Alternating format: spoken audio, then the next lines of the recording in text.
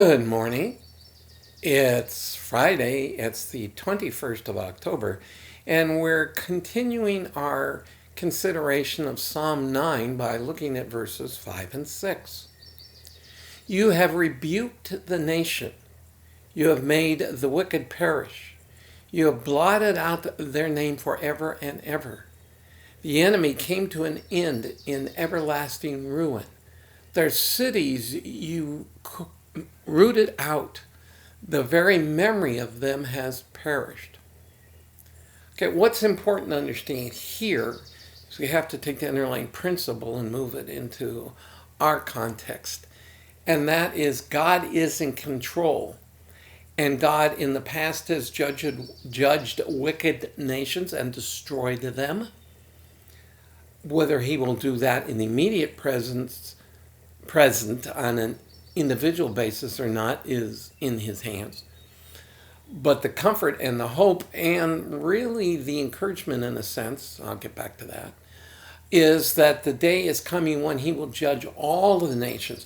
Well, when all unrighteousness will be ended, destroyed, burned away, when there will be a new heaven and a new earth that exists with total righteousness, with all sin, with all fallenness being removed. But keeping all of that in mind, what are we called to do? Well, we're not called to pray God's destruction on anything or anyone. We are instead called to pray for nations turning to Him, individuals turning to Him, and where He provides the opportunity, sharing those truths with others so that they might have the opportunity to turn to Him. We're called to offer God's grace and mercy and love. And the church is the last body that will be doing that in that sense, because when we're gone, the next thing on the table is the tribulation period. And yes, many people will be saved during that period. Revelation tells us unnumbered masses of people will be saved. But look at what they're going to have to go through in order, worldwide chaos, in order to find Christ and to be saved. And we should desire that none should have to go through that they would hear the gospel now and would have the opportunity to accept Him before those events occur.